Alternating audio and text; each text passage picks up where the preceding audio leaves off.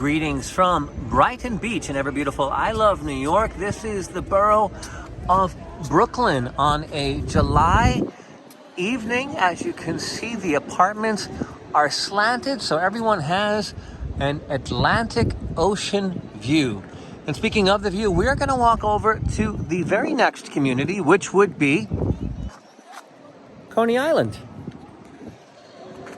Walking from Brighton Beach to Coney Island is actually quite easy.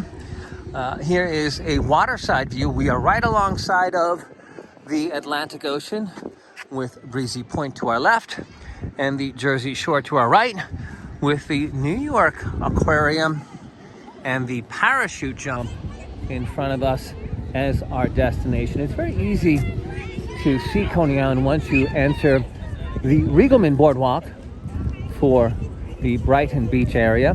Manhattan Beach does not have a connecting boardwalk, so when you walk along some of the side streets, it'll bring you in towards the Atlantic Ocean, and once you are on the boardwalk, you have entered Brighton Beach. But how do you know when you have crossed over from Brighton Beach to Coney Island? Well, if you eavesdrop, that's usually the best way to tell.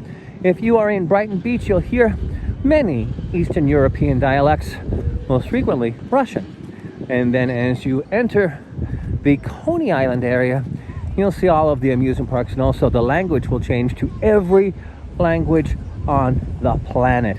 Because for years, everyone has come to Coney Island.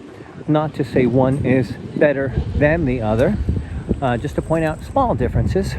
But also the easy way is to look for the placards, as we started at Brighton Beach, and when we walk up to the very next one, we will be at Coney Island.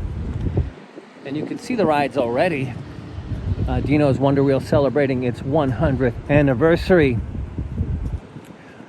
The parachute jump now being a light show celebrated for New Year's Eve and throughout the entire summer season.